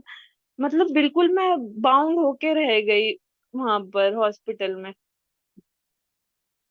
फिर ड्रिप देनी स्टार्ट की तो ड्रिप के वो बढ़ाते जाते थे, उसकी पोटेंसी बढ़ती गई और मुझे पुशिंग फील भी ज्यादा बढ़ती गई। तो डॉक्टर्स आते 9 बजे, फिर 9:30, फिर 10, 11 के लग नहीं रहा है, कैसे होगा कैसे होगा, ये तो पुश ही नहीं कर पा रही है और ये तो मतलब बच्चा बाहर कैसे आएगा। और मैं बोलती थी मैं कि मुझे अकेला छोड़ दो, और प्लीज मैं रिक्वेस्ट करके बोलती थी, आप प्लीज मुझे अकेला छोड़ दो, प्लीज आप मुझे, आप प्लीज आप चले जाओ, हो जाएगा, बार बार क्योंकि सर्वाइकल चेक के लिए आते थे। और मतलब सुबह 11-12 बजे ग्रुप आया, क्योंकि शिफ्ट चेंज होती है तो दूसरी डॉक्टर्स आई। तो एक बार जो सर्वाइकल चेक करके जा रहा है वो शायद दूसरे को नहीं पता, वो दूसरा आके दोबारा से, फिर तीसरा आके, फिर चौथा आके, तो वो इतना ज्यादा पेनफुल। और एक तो एक ने इतनी बार किया और उसके इतने बिल्कुल लॉन्ग नेल्स, और वो इनसाइड की सर्विक्स में, और क्योंकि baby 6 centi sorry cervix 6 centimetre से ज्यादा ओपन नहीं हो रहा था, तो वो लॉन्ग नेल्स इंसर्ट करके जबरदस्ती सर्विक्स ओपन, उसमें तो जान निकल गई ऑलमोस्ट के, इससे ज्यादा पेनफुल क्या हो सकता है। और मैं रो के चिल्ला के बोल रही हूँ प्लीज आप नेल्स, ये नेल्स मत डालो मेरे अंदर, ये नेल्स नहीं प्लीज। इवन पोस्टमार्टम के दौरान भी जब मतलब जब भी मैंने सोने की कोशिश की तो मुझे वही तकलीफ हुई, नेल्स अंदर जाते हुए फील हो रहे हैं और मैं उससे घबरा के जाग के उठ गई। अभी भी कभी कभार, अब तो उतना नहीं अल्हम्दुलिल्लाह, बट होता है अभी भी। फिर 8 सेंटीमीटर ओपन हुआ, फिर काफी मतलब डॉक्टर्स का ये था कि हमारा लंच टाइम होगा 2 बजे और उससे पहले डिलीवरी करानी है। और मैं थी कि प्लीज मुझे खुद से पुश करने दो, और हो रहा है मैं कर लूंगी, प्लीज मुझे छोड़ दो, प्लीज मुझे छोड़ दो, मैं बहुत बोलती रही but nobody was ready to listen. फिर 2 बजे उनका लंच था तो सबके ऊपर स्ट्रेस था लंच करने का। तो ये एक ग्रुप आया जब 1 बजे के, अभी करवा देते हैं, अभी करवा देते हैं, तो मैंने कहा नहीं प्लीज खुद से हो जाएगा, कोई जबरदस्ती मत करो, खुद से हो जाएगा। फिर ये लोग 2:30 बजे 2:30 PM ये सब आए अराउंड, उसमें 3 डॉक्टर्स और 4-5 नर्सेस, और उन्होंने मतलब वही लीडोटोमी पोजीशन में लिटाकर और फोर्सफुली मतलब बहुत ही ज्यादा फंडल प्रेशर दिया ऊपर से। और नीचे एपिजियोटमी दे दी, जबकि वो मैंने मना की थी नहीं देनी, और बहुत ज्यादा दे दी, मतलब इसकी नीड भी नहीं थी आई थिंक। वो मुझे पता ही नहीं चला वो कब दी, क्योंकि उन्होंने जस्ट मुझे लीडोटोमी पोजीशन पे था, मैं तो पुशिंग में अपनी इतना इन्वॉल्व थी, और मुझे बस ये था प्लीज लीव मी अलोन। मैं बहुत ज्यादा रिक्वेस्ट भी की उनसे, उसका कोई फायदा नहीं हुआ। उन्होंने तो दो ने काफी ज्यादा प्रेशर दिया एब्डोमेन पे, जिसके ब्रूजेस भी रहे 45 डेज तक, और काफी पेन रहा, और एपिजियोटमी दी, और उसको एक तरह से काफी फोर्सफुल डिलीवरी रही। और जब बेबी को, खैर जब बेबी को दिया मुझे, तो फिर तो ये था कि अब तो सारी तकलीफें मैं भूल गई हूँ, और शायद मैं वो मोमेंट्स में चेरिश कर भी नहीं पाई थी, कि फौरन उसको छीना मेरे से और कॉर्ड कट करने के लिए सीधा उठाई। मैं दोबारा चिल्लाई कि प्लीज कॉर्ड मत कट करना, और फिर वो डॉक्टर मेरे ऊपर शाउट करती है, मदीहा बच्चा रोया ही नहीं, क्या बोल रही हो, कॉर्ड कट की। पीडियाट्रिशियन बुलाया, मैंने बेबी को देखा तक नहीं था, तो पीडियाट्रिशियन को बुलाया, और उसने, मुझे ऐसा लग रहा था कि वो सो रहा है, और मुझे भी ऐसा लगता है वो सो ही रहा था। इन लोगों का कहना है कि बच्चा रोया नहीं है, तो उसको ऑक्सीजन वगैरह दे के कैसे भी उसको, खैर वो वहां पे रोया 3 बार, रोया, बट ये लोग मुकर गए कि बच्चा नहीं रोया, हम आईसीयू लेके जा रहे हैं और 10 मिनट बाद आपको बेबी दे देंगे। अब नहीं, मेरे स्टिचेस लग रहे हैं, और मैं बस, मुझे अब कुछ नहीं पता एपिजोड में हुई जो भी हुआ, आई डोंट नो एनीथिंग। बस अब मैं वो 10 मिनट स्पेंड कर रही हूँ कि अब जल्दी से मेरे पास आ जाओ और मैं देख तो लूँ एटलीस्ट, मैंने तो देखा भी नहीं है ठीक से। तो उसको एनआईसीयू में ले गए, और फिर 10 मिनट बाद आके पीडियाट्रिशियन बोलती हैं मुझसे कि Madiha, is this the right time to talk. तो मैं डर गई कि पता नहीं क्या हुआ है, कि बच्चे को रोया नहीं था, तो इसको फ्यूचर में कुछ भी प्रॉब्लम हो सकती है, अस्थमा हो सकता है, निमोनिया हो सकता है, तो हमें रखना पड़ेगा, हमें 24 आवर के लिए इसको रखना पड़ेगा। तो मैंने काफी रिक्वेस्ट भी की कि प्लीज आप दे दीजिए, और तो नहीं, उन लोगों ने नहीं दिया बच्चे को, और वहां रखा 24 आवर्स के लिए। उस दौरान मुझे ही लेके गए आईसीयू में और दिखाया, और फिर नेक्स्ट डे भी हमने बहुत रिक्वेस्ट की, मैंने बोला भी आप लामा बना के दे दो, LAMA is leave against medical advice, और हम अपनी जिम्मेदारी पे लेके जाना चाहते हैं। तो कोई सुनने को वहां पे रेडी नहीं था, और नेक्स्ट डे 8 को जब डिलीवरी हुई, और 9 की सुबह जब मेरे रूम में वैक्सीनेशन कार्ड भेजा गया जिसपे लिखा था कि वैक्सीन्स भी लगा दी हैं, तो वो बहुत ज्यादा मेरे लिए ट्रॉमेटिक था, कि जब वैक्सीन्स तो उसका वो लोग रीजन देते हैं डॉक्टर्स के, हम तुम्हारे लेबर में इतना इन्वॉल्व थे, इतना लंबा लेबर चला, हम इतना इन्वॉल्व थे कि हमें याद ही नहीं रहा कि बच्चे को वैक्सीनेशन। तो मैंने उनसे कहा भी मेरे लेबर में तो गायनी डॉक्टर्स इन्वॉल्व थे, पीडियाट्रिशियंस तो नहीं थे, तो उन्होंने तो बच्चे को आईसीयू में ले जाके वैक्सीन दे दी। खैर काफी सारी मेडिकल नेग्लिजेंसेस, जिसमें मुझे लगता है कि कई बार कि उस पे हमें केस भी करना चाहिए कि ऐसा क्यों किया, और करेंगे इंशाल्लाह।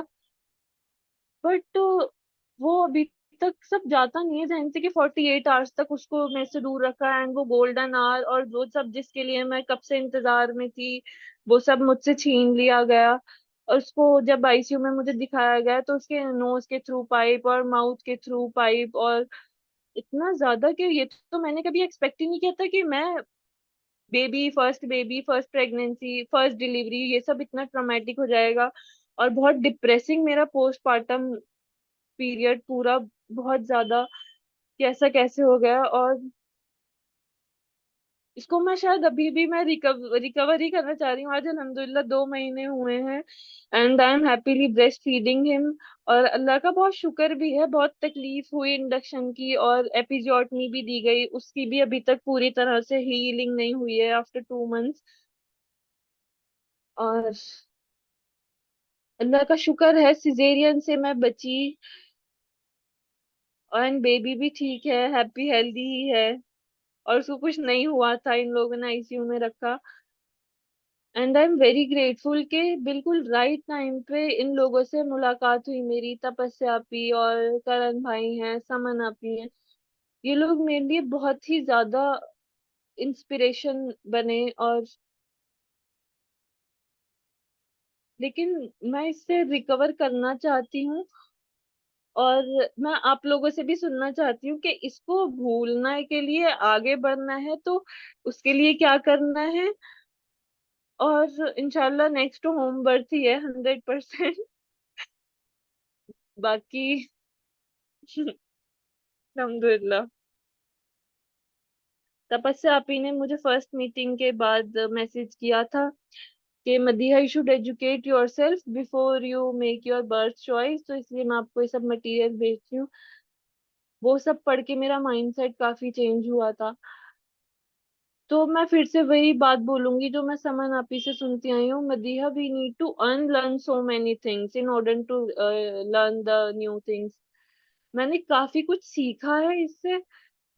बहुत ही ज्यादा ट्रॉमेटिक भी रहा, डिप्रेसिंग रहा, लेकिन आई थिंक आगे के लिए बहुत सारे लेसन सीखने को मिले हैं। और हॉस्पिटल से कैसे बचना है, and pregnancy is not a disease, it is a blessing अल्हम्दुलिल्लाह, और घर में हम कर सकते हैं। बाकी इसको रिकवर करके कैसे आगे बढ़ना है वो मुझे आप सबसे सुनना है। आई एम डन अल्हम्दुलिल्लाह, बस हो गया। Uh, I am emotional right now, to be very frank. I think और it is very hard, है ना, कि आप आपने ये पूरा शेयर किया है। मुझे लगता है कि आप वो सारी चीज़ों में गई होंगी, those feelings and those moments will be so apparent for you. Uh, I don't know. that that felt like a jail. That बिल्कुल। that feeling of just running away from that space was so true. And in my experience of attending some births in the hospital, also felt that way. I would like Tapasya or someone to just support her in some way right now. मुझे ऐसा लगता है जितना कुछ मैंने knowledge gain की थी gynae op surgery जो कॉलेज से सीखा था, वो सब वो सब मुझे भूलने की जरूरत है। और अब जैसे अब जिस तरह से मैं लाइफ को देखती हूँ या प्रेगनेंसीज को, वो बिल्कुल ही डिफरेंट है। और ये तपस्या आपी और समन आपी की, इन लोगों की मोहब्बत और जिस तरह से ये मेरे से पेश आए, तो मुझे लगता है इस चीज ने मुझे बहुत हद तक मुझे इनका कर दिया हिम्मत कि दिया जी, बहुत क्या क्या ज्यादा, कर सकती है। कि इतने ज्यादा मेरे लिए कंसर्न है, ये इतनी फिक्र मेरी। और हम तो कभी आज से पहले मिले भी नहीं, तो मुझे ऐसा लगता है बहुत ही डाउन टू अर्थ ये लोग जो है, इनके इनके मिजाज से मैं बहुत मुतासिर रही। और मुझे ऐसा लगता है ये ब्लेसिंग है ये दोनों मेरे लिए, बहुत बड़ी नेमत है अल्लाह की तरफ से। I can not I can agree to this because that's how tapasya have been for so many mothers and someone too. So someone by no like someone births को तो नहीं जा रही है, but she's somewhere or the other she's inspiring so many mothers, to just get there कि भाई तुम कर सकती हो, तुमको इस तरीके से भी समझना चाहिए जिसे तुमने कहा कि अनलर्न करना चाहिए. So absolutely, if Tapasya and someone are here, can you just support Madiha in some way? And yeah, if any, so Madiha, I do ask questions, after the story to the mother. Um, मेरा सिर्फ एक ही question होगा, and if anyone has their questions, they can put it up. जब तपस्या ने आपको resources भेजे और आप अपने आप जी। को कहती हैं कि you are a book worm, आपने आपने ये भी वर्ड यूज किया था हाँ। कि आपने सारी गायनेकोलॉजिस्ट की बुक्स चाट ली थी, the way you have read हाँ, इट. पढ़ाई जी तो जब जब बिल्कुल। क्योंकि आप तपस्या को इग्नोर कर रही थी इन अ वे, अब तो कुछ बुरा नहीं हाँ। लगेगा because now you know that she was taking care of you and she was kind of guiding you. तब आपको जब उन्होंने रिसोर्सेज भेजे तो तभी भी एज अ डॉक्टर आप क्या रिलक्टेंट थी कि आपको ये जो इन्फॉर्मेशन मिल रही थी वो सही लग रही थी, नहीं लग रही थी, कैसा फील हो रहा था आपको तभी जब आप पढ़ रही थी? तभी भी इंफॉर्मेशन धीरे धीरे सही लग रही थी मुझे, और उनके इंस्टाग्राम के पेज और एक उनका ब्रॉडकास्ट पॉडकास्ट चलता है दिव्या हम्म, कपूर मैडम के साथ। हम्म, तो वो कॉन्वर्सेशन जब मैंने सुनी तो उस सब से मुझे पता चला कि वाकई I need to unlearn so many things. जी जी। तो मतलब तब जब आप रिसोर्सेज देख रही थी तब आपको ऐसे डॉक्टर वाला चीजें नहीं आ रही थी कि यार ये कैसे होता है, how cord around the neck is not a problem, how meconium is not a problem, तब आपको ऐसा सब नहीं अकर हुआ? तो इन लोगों ये जब मुझे लॉजिकल रीजंस उसके दे रही थी कि मदीहा बच्चा तो सांस ले ही नहीं रहा बाय माउथ, तो वो ठीक है, that is not the problem. और मदीहा बेबी तो 20th वीक से ही पॉटी करता है, दैट इज। तो तपस्या आप इन हर चीज के जब मुझे लॉजिकल रीजंस देने शुरू किए तब मुझे लगा कि यस, जो मैंने सब पढ़ा है वो नहीं पढ़ना था आई थिंक, या पढ़ना था बट इन अनदर वे।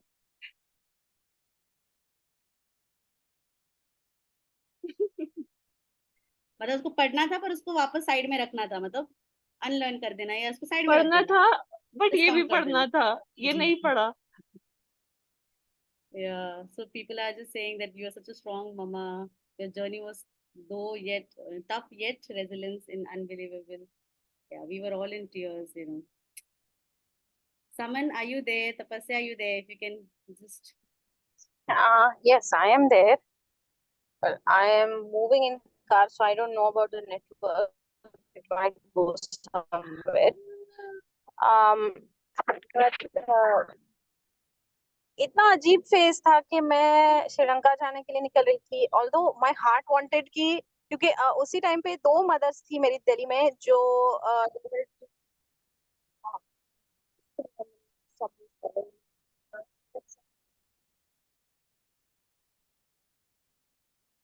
आवाज नहीं आ रही, आपका म्यूट है। Yeah, वो थोड़ा सा नेटवर्क करके आ रहे हैं।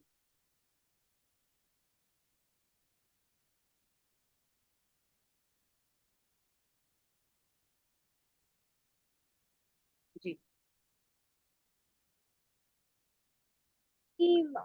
yeah, so I'm back.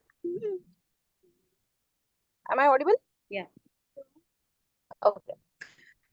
तो तब मुझे लग रहा था कि यार एक महीना बाद में निकलते दिल्ली से, तो ये 2 बार, हालांकि मैं चाह रही थी कि Madiha somehow would make up her mind कि मैं रह जाऊंगी घर पे, Saman would go, and I had talk to Divya also कि कर लो यार, मतलब ये बर्थ हो जाएगा आराम से।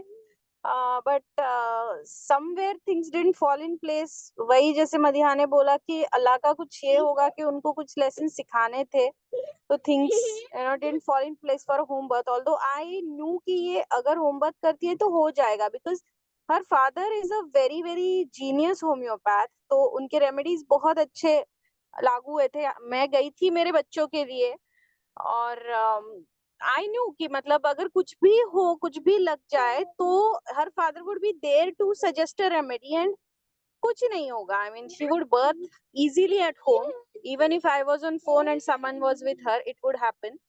बट वो कहते हैं ना, मतलब नहीं हो पाया। सीताराम भारतीय के बारे में वीबैक वहां पे हुए हैं, बट मैंने बार बार उनको यही बोला था कि देखो, हॉस्पिटल हॉस्पिटल है, वो जितना भी चाहे कह ले कि हम नेचुरल बर्थ फ्रेंडली है, वो हो ही नहीं सकते, क्योंकि वो सिस्टम ही ऐसा बना है कि उनको वो फैक्ट्री की तरह ही प्रोडक्ट निकालना है बाहर, बच्चा और मदर। माँ को क्या ट्रॉमा हो रहा है, बच्चे के साथ कितना वायलेंस हो रहा है at birth, they are not concerned about that, they want a वहां तो लाइफ डिलीवरी बैचलर। क्योंकि उनका लंच डिले हो रहा था, तो दो नर्सेज ने मेरा एक लेग पकड़ा, दो ने एक, एंड दो ने पूरी पूरी स्ट्रेंथ से यहाँ पे पुश किया एब्डोमेन पे, तो बहुत ज्यादा फोर्स लगाकर।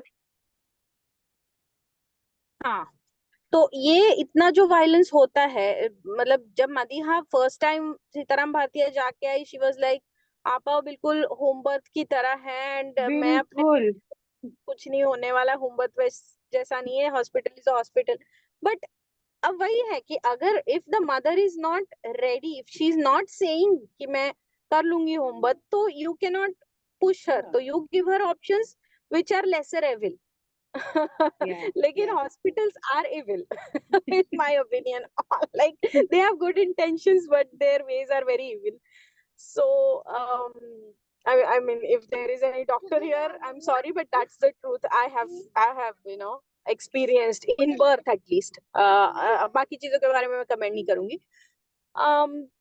बट हाँ, फिर मैं चाह रही थी कि वो एक दूल्हा तो कम से कम रहे उनके साथ, नो, तो वो भी it couldn't fall in place, so Divya was not available, और they, I don't know what happened.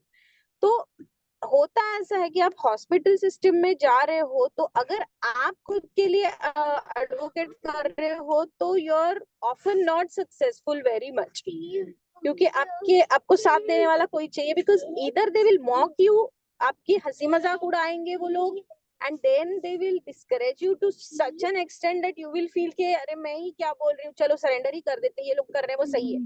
तो वो चीज हो जाती है. बट और दूसरा जो क्वेश्चन है मदीहा का कि इस चीज को कैसे भूलूं, तो मुझे नहीं लगता तुम कभी भूल पाओगी Madiha. I am sorry to say that, क्योंकि मेरे ट्विन बर्थ के बाद जो प्लेसेंटा निकालने के लिए डॉक्टर ने 6 times, not once, 6 times he entered with his hand up to elbow in my uterus, and it was excruciatingly painful.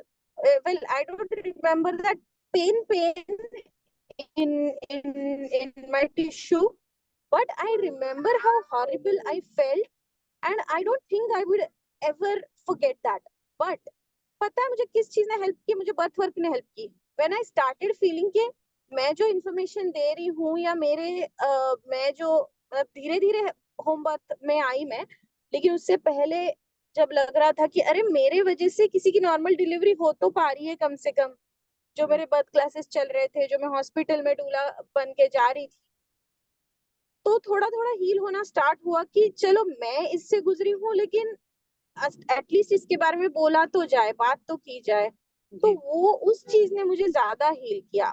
वो जो देखो, फैक्ट ये है कि बर्थ ट्रॉमा जो होता है वो मरते दम तक याद रहता है इंसान को, औरत को specially. That is why birth is so important, empowering होना, क्योंकि उसके बहुत लॉन्ग टर्म इफेक्ट्स रहते हैं अपने साइकोलॉजी पे.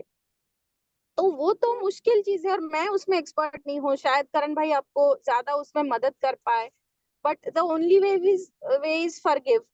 तो वो जो आप अल्लाह से माफी मांगना है, या जिन्होंने आपके साथ ये सब किया है उनको माफ करना है, ये सब एक लेवल पे आप कर सकते हो. But other thing which will help you is talking about it, telling people that this happens in the hospitals, telling other mother's.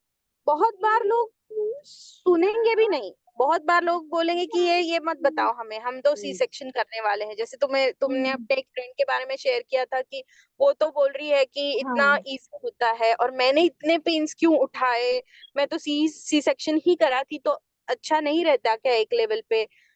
तो वही है कि शायद अच्छा भी रहता, पता नहीं. बट इस सब चीजों के बारे में बताना, बात करना, शेयर करना, देखो तुम्हारी स्टोरी किसी ना किसी कान पे जाके पड़ेगी, जिसके मन में चेंज होगा.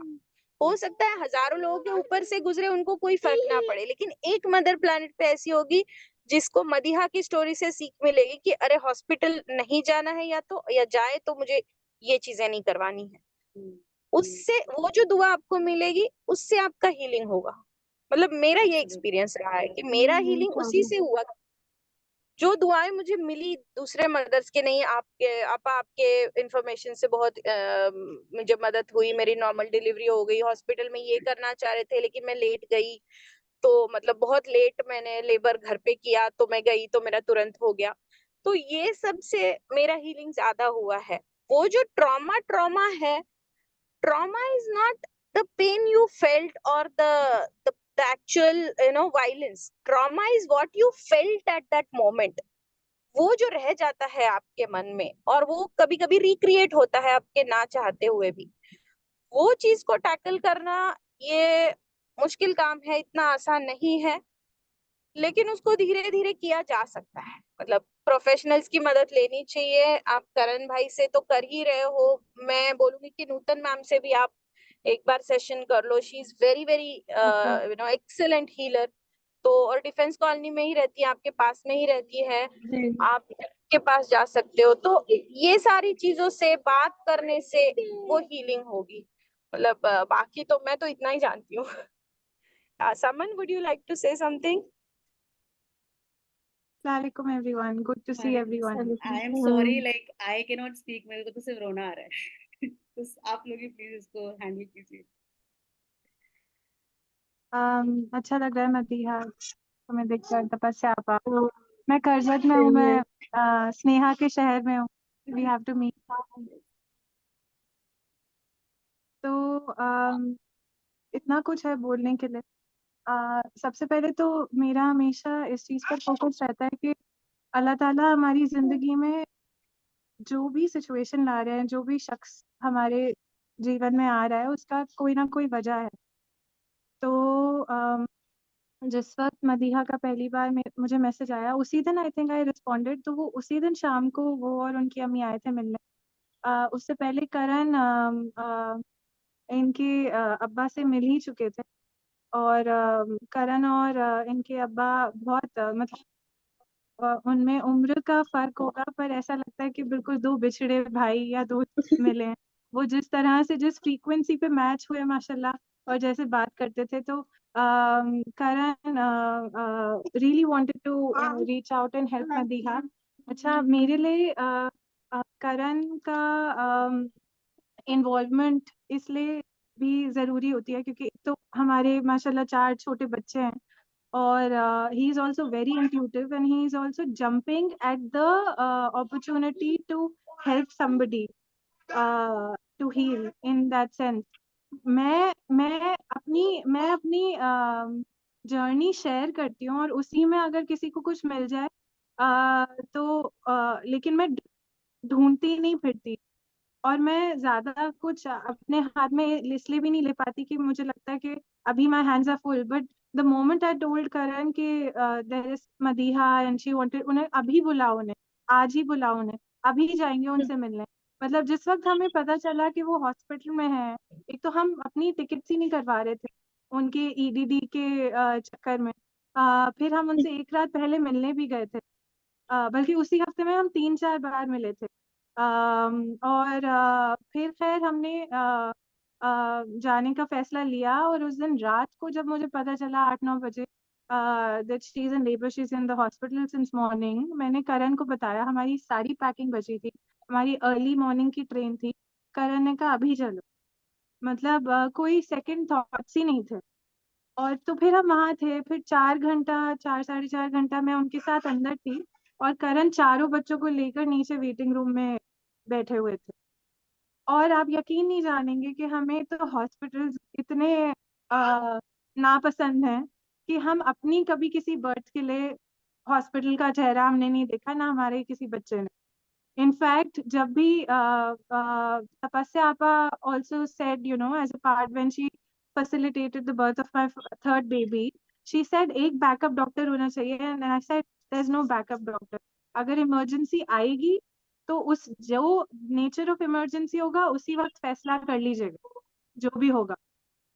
लेकिन मैं पहले से एक अस्पताल ढूंढना, डॉक्टर, मैं उस रोड पे जाना ही नहीं चाहती थी। और तो मेरे बच्चों के लिए बड़ा अजीब एक्सपीरियंस था वो, उस तरह से, क्योंकि पहली बार, मतलब my daughter is about to be 6 and she has seen with her eyes the birth of her 3 brothers, and she has never been without me. तो जिस तरह से मैं अंदर जब गई मदीहा के साथ लेबर रूम में, and they were all held back and they were not allowed to come be with me. एक तो कायरा को मतलब पहले यही नहीं समझ आ रहा था कि क्या बच्चे हॉस्पिटल में भी होते हैं, क्योंकि उसका एक्सपीरियंस ही अलग है ना। और दूसरे ये कि मैं अपनी अम्मी तक क्यों नहीं जा पा रही, ये 10 कदम क्यों मैं नहीं, क्यों, ये कौन रोक रहा है मुझे, तो ये बड़ा एक पैराडाइम शिफ्ट है जिसे हमें करने की जरूरत है। और शहरों में रहकर भी, क्योंकि हम शहर में रहे हैं, लेकिन हम माँ बाप की, because it's a very long journey Madiha. मतलब बर्थ तो बिल्कुल समझो, कंसेप्शन बर्थ तो स्टार्टिंग पॉइंट है। जो उसका असली काम है वो तो पेरेंटिंग में शुरू होता है, मदरहुड में। मतलब it is an ongoing, I think till your last breath now you will be a mother इंशाल्लाह। मैं मदीहा का सब समझ पा रही थी कि पहली प्रेगनेंसी, पहला बच्चा, पहला बैकग्राउंड, इनकी खुद की education history, like I told her, सबसे मुश्किल काम इस पूरी प्रेगनेंसी में, सबसे बड़ा चैलेंज है जो सीख चुके हो उसे हटाना। उसको हटाना। उसे हटाना तभी हटेगा, कुछ खाली होगा तो कुछ नया आने के लिए रूम बनेगा ना। तो and I could see her struggle with that, but she did it माशाल्लाह। मतलब बहुत मुश्किल होता है, बहुत मुश्किल होता है जिस तरह का बैकग्राउंड है इसका, इनका, और जिस तरह लेकिन इन्होंने इतने कम वक्त में, इतने शॉर्ट स्पैन ऑफ टाइम में, she made a huge jump, you know, a quantum leap from one side to the other. और उसमें फिर वही जो इन्होंने बड़े ब्यूटीफुली बताया कि इनका ये कि हस्बैंड छोड़ छोड़ के चले गए, नहीं आए, तपस्या आपा छोड़ के चली गई, समन आपी लेबर तक भी पर छोड़ के चली गई। तो उसमें यही उसका नतीजा था कि ये जर्नी आपकी खुद की है, nobody can fight बच्चा your। बच्चा बच्चा मेरे पास आया, 30 सेकंड भी नहीं रहा, वो भी चला गया। हाँ, बच्चा भी चला गया। तो ये बहुत बड़े और बहुत इनवैल्यूएबल लेसन है। और शायद इसीलिए she had to go through this, because Madiha के पास जो है ना, imagine with her background and with the need of the community and with her father's support and now with her experience, ये कितना कुछ कर सकती है इन हर कम्युनिटी इंशाल्लाह ताला। Yeah. मतलब पूरा रोड दिखाई दे रहा है सामने कि इंशाल्लाह आने वाले सालों में कितने लोग हैं जो इनकी इस कहानी से वो होंगे, और जिन पर इसका प्रभाव पड़ेगा इंशाल्लाह। और वो भी था, मतलब व्हेन आई वाज लीविंग, मैं नीचे वेट कर रही थी, हमारी कैब नहीं आ रही थी, और मैंने करण को बोला, करण सही नहीं लग रहा है इस वक्त छोड़कर जाना, कल चले जाएंगे, टिकट्स छोड़ो। मतलब वी वर फ्लेक्सिबल, इतना मुश्किल नहीं था। पर बार बार ये आ रहा था कि हम रहकर भी वहां मदद नहीं कर सकते, क्योंकि ये तो मदीहा और अल्लाह के बीच का है। Absolutely. मतलब it is not about me. तो और मैंने जो मदीहा ने मेंशन भी किया कि मैंने इनसे जो मशवरा दिया था, मुझे लगता है काफी सारी दिक्कत हमारी जिंदगी में आती है जब हम when we are trying to you know be in two boats। आप एक साथ दो नाव में नहीं बैठ सकते, आप आधे इधर आधे उधर से ना बड़ा कंफ्यूजन होता है। लेकिन जब हॉस्पिटल के बारे में पता लगा तो मुझे ऐसा था, जब होमवर्क भी मिल रहा है और डॉक्टर के निगरानी में भी हूँ, तो इससे बेस्ट मेरे लिए क्या हो सकता है। हाँ, मतलब आपके जो पैरामीटर्स थे तो उसमें मुझे आपको ये मशवरा देना इसलिए जरूरी था। एक तो मैं अपने आप को, मुझे नहीं पता था कि मैं कितनी अवेलेबल रह सकती हूँ। मेरा पूरा इरादा था, इंटेंशन थी, but like I am not I've never seen any other birth except my own। In fact मैंने अपनी बर्थ भी उस तरह से, उस निगाह से तो नहीं देखी। तो पहले तो मैं मदीहा का बहुत दिल से शुक्रिया करना चाहती हूँ, मदीहा का, उनकी अम्मी का, उनकी पूरी फैमिली, डॉक्टर साहब का, कि उन्होंने अपने इतने इंटीमेट एक्सपीरियंस का मुझे हिस्सा होने का मौका दिया, क्योंकि बहुत बहुत बहुत सारे लेसन्स थे उसमें मेरे लिए भी। और इससे मुझे भी थोड़ी क्लैरिटी मिली कि हाँ, मुझे ये भी समझ आया कि क्यों तपस्या आपा या स्नेहा आप या जितनी भी डूलास हैं, why are they so very off assisting a woman in labour in the hospital, you know. या क्योंकि द फैक्ट, जैसे अभी अभी इन्होंने बोला, समन आपका इन्होंने फोकस। बताया कि अभी हाँ नर्सेज बोल रही थी ये कौन है। तो जब हाँ हम प्रैक्टिसिंग ये कोई डूलास, जब डॉक्टर थी या क्या। जब हम प्रैक्टिस कर रहे थे in the hospital setup, like early times, जब मेरे को इतना लोग जानते नहीं थे, तो I was told by other doulas, you know, the seniors, to जब भी नर्स आती है या डॉक्टर आती है, go to the toilet. Because ऐसा नहीं होना चाहिए कि इन्फ्लुएंस कर रही हो तुम बता दो, तुम चले जाओ। क्योंकि अगर उनको पता चलेगा कि ये तुमने इन्फ्लुएंस किया, तो एक अलग टाइप का बातचीत होगी, एक अलग वे से देखा जाएगा उस चीज को। तो बहुत डर लगता था, मतलब I have ran from my sister's labour when she was in the hospital, उसका भी तो प्रोस्टाग्लैंडिन मुझे इस जेल था। बात का मुझे इस बात, एक सेकेंड आजाद, मुझे इस बात का अंदाजा था स्नेहा। तो मुझे ये लग रहा था कि कहीं मेरे वहां जाने से दिक्कत ना हो जाए, क्योंकि आप चाहते ना चाहते हुए यू थ्रेटन दी अथॉरिटी, और फिर वो आपसे बदला लेने के लिए वुड वो पुट इनके मदीहा साथ थ्रू करेंगे। Something that I didn't Absolutely. Want.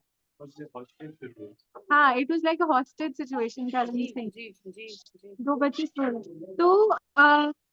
तो जब उन्होंने, नर्स ने मुझसे पूछा, वहाँ की जो सीनियर मोस्ट नर्स थी जो 2 साल की एक्सटेंशन पे थी, उन्होंने जब मुझसे पूछा कि आप कौन है, मैंने कहा मैं बस दोस्त हूँ। दोस्तों या मैंने कुछ कुछ और मेंशन नहीं किया, ना मैंने कुछ बताने का, मैं बस बिल्कुल रिक्वेस्ट, उसका टॉयलेट जाने का मन कर रहा है, क्या थोड़ा सा हटा सकता है बेड, क्या जरा सा ये ट्राई कर सकते हैं। अच्छा अच्छा, तो मुझे पिटोसिन वोटोसिन का, जब मैंने देखा कि इन्होंने बिना कुछ कहे इन्होंने इंजेक्शन की तैयारी कर दी, मैंने सिर्फ इतना किया कि मैंने हल्के से बोला क्या ये पिटोसिन है, मतलब मैंने ये बोला नहीं उनसे, पर ये वर्ड्स जब मदीहा के कान में गए वो खुद ही चिल्लाई कि नहीं पिटोसिन नहीं लगाना। तो देन इट वाज इजी, अगर वो मना कर रही है तो रहने देता है, थोड़ा हाँ, वेट कर लेते हैं, मतलब इतना ही कर रही थी मैं। I was really trying to make sure कि मेरी प्रेजेंस से उनके ईगो को हुए हर्ट ना हो। एब्सोल्युटली मुझे सही। ऐसा लग रहा था समन आपी कि मुझे अकेले रहकर मुझे किस किस चीज पे फोकस करूं, मैं क्या क्या रोकूं, पिटोसिन हाँ, रोकनी है या एपिजियोटमी मत दो वो रोकनी है, या फिर बेबी अब मेरे पास आ रहा है मुझे बेबी से ज्यादा इस पे फोकस है, एग्जैक्टली कॉर्ड मत कट कर देना, यानी कितनी चीजें मैं एक साथ क्या क्या रोकूं, इतना एग्जैक्टली प्रेशर था। मदीहा, इसी वजह से home birth is the answer. हाँ, होम वहां बर्थ पे you is are the indeed boss. The answer, क्योंकि उस वक्त आपका फोकस ये नहीं होना चाहिए कि आपको क्या नहीं चाहिए, आपको एब्सोल्युटली क्या चाहिए।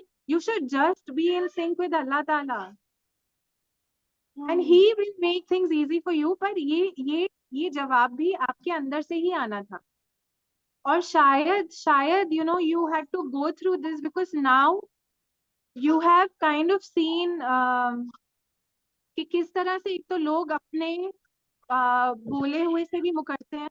जिस हॉस्पिटल में आप गई थी, it has like 100% successful VBAC rate, but still it is a hospital, but still it has that वो। तो अब जब आपके पास कोई भी आएगा इंशाल्लाह, तो you will be able to guide them from your core, from also the pain that you went through. So even pain is not a waste. It's या there for a learning. Absolutely. And the purpose like as she was a doctor, gold medalist and इतना पढ़ लिखी, अगर Yeah. अल्लाह अल्लाह ताला को ये experience से उनको एक बेटर डॉक्टर बनाना था, या ऐसी डॉक्टर जो अभी बहुत सारे औरतों को एडवोकेट करके सिखाएगी, so that's the benefit for the ummah, that's the benefit for yourself. तो ये हो जाएगी इसमें हिकमत, we never know, but I and as her baby has turn 2 today, I feel that this is such an empowering thing कि आज आप इस मौके पे खड़े रह के इस प्लेटफॉर्म पर आकर आपने इतनी वुमेन को गाइड किया।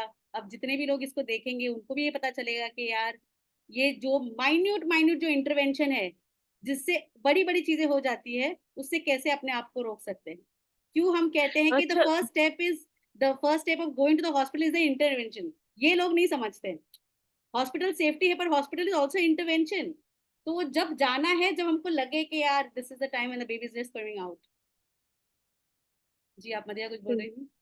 In fact, सिर्फ हॉस्पिटल इंटरवेंशन नहीं है, एनीबडीज प्रेजेंस। आई रिमेम्बर मैं जब अपनी तीसरी बर्थ के टाइम मैंने तपस्या आपस से डिस्कस किया था, और मेरी अम्मी का, मैं इतनी क्लोज हूँ अपनी अम्मा से, पर मेरी अम्मी के अपने child birth experience was so traumatic.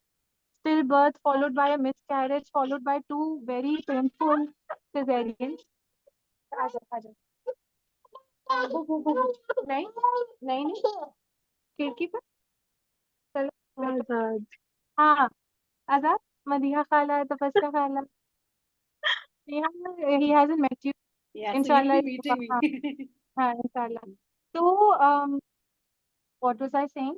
uh, आपके मदर के जो बर्थ हाँ हाँ, एक्सपीरियंसेस कि है। तपस्या आपने कहा कि हर एक शख्स, not just hospital and doctors and nurses, but every energy in that room is going to have an impact on your birth. या तो आपको बहुत पहले से ध्यान देना है कि आपको कौन चाहिए। और दूसरे मुझे ये लगता है कि हीलिंग पे काम करना पहले से ही जरूरी है। हमें पहले से ही अपना जो हम अपने चाइल्डहुड से इवन वूम्ब से बहुत सारे ट्रॉमास लेकर आ रहे हैं, और अब हैं वैसी modalities.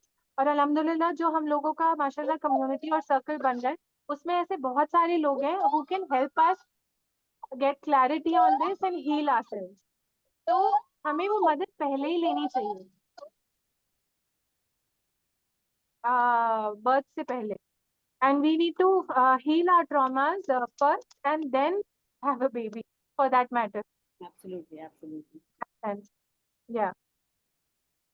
So I think this was a very heart-touching, heartwarming story and an experience, and so much of feedback from the experts. And I think all the mothers are also mesmerized. Anyone has any question to any one of us? Hafsa is another baby mom, and she's gonna soon like she will also birth at home next time. So we don't know. Yeah, inshallah. ये So Ibrahim से मिलिए। I have to. Oh, Ibrahim. yay, this is the boy. And जैसे इन्होंने कहा तपस्या, the recent birth which we did, वो बच्चा भी सो ही रहा था। जब इन्होंने हाँ। फील किया कि मेरा बच्चा सोते सोते आया है, and the birth which we did VBAC3C अल्हम्दुलिल्लाह, उसका बच्चा भी सोते सोते आया, एंड उसके हार्ट बीट्स वर गुड, और उसने भी थोड़े टाइम के बाद रोया। इसका इतना बड़ा कुछ बड़ा बना नहीं दिया, मतलब there was no NICU at home. Actually, we committed that crime of making that baby cry so that parents wouldn't panic. Yeah, मतलब तो मैंने अदरवाइज वो बोला बच्चा तो आराम से सोया था। वो तो सो रहा था. I mean, if the heartbeat is good, if the baby is breathing, there is no need to panic. Absolutely. मतलब मदर इनकी सारी इंस्टिंक्ट्स करेक्ट थी। मेरे को लग रहा है हार्ट बीट अच्छी है, मुझे CTG नहीं चाहिए, मुझे लग रहा है मेरा बच्चा सोया है पर उसको NICU की जरूरत, तो she even Dubai as a में मदर जब डॉक्टर्स ने कंडीशन रखी एनोमेली स्कैन के बगैर नहीं देखूंगी और हेड टू टो हमें सब देखना पड़ेगा, सारे ऑर्गन्स परफेक्ट हैं यानी, तो तब भी मैंने उनको यही बोला कि सब ठीक ही है इंशाल्लाह, ऐसा कुछ नहीं है, जरूरी तो नहीं है इतना एक्सपेंसिव स्कैन, जो मतलब हमारे लिए तो काफी महंगा ही था वो वहां पे अफोर्ड करना। Madiha, I wanted to ask you, is your husband here now? Finally, has he met Ibrahim? वो इंशाल्लाह सैटरडे मॉर्निंग फाइनली आ रहे हैं। Saturday आएंगे इंशाल्लाह। तो अब आपको मैं एक इनविटेशन एक्सटेंड कर दूं। We are here right now. कैसे करते हैं पीछे बैक कैमरा? आप पहले मैं ऐसे ही दिखा देती हूँ। आपके बैकग्राउंड से बच्चों को हटा दीजिए। ये वो देखिए। आपका क्या, wow that's Karjat, and Mumbai is in monsoon. Tapasya, You Appa, see the look at waterfall? it. Yay. ओह माशाल्लाह। तो I would like to extend an invitation. हम लोग यहाँ हैं अभी कुछ हफ्ते, तो आप इब्राहिम को लेकर अपने शौहर के साथ यहाँ जरूर आइए, and inshallah we'll work on your healing. अच्छा, wow. And it'll be a good break for all of you. And I extend the same invitation to everybody on this group. Yeah. Sneha, you don't Thank have you to so visit us. I'm planning something for next weekend. अगर आपके पास birth नहीं हुई तो. Yeah, so I have a birth and I'm running away. There's a get away for me. But yeah, I would love to meet you though. पता नहीं Karjat हो पाएगा कि नहीं, but still inshallah, why not?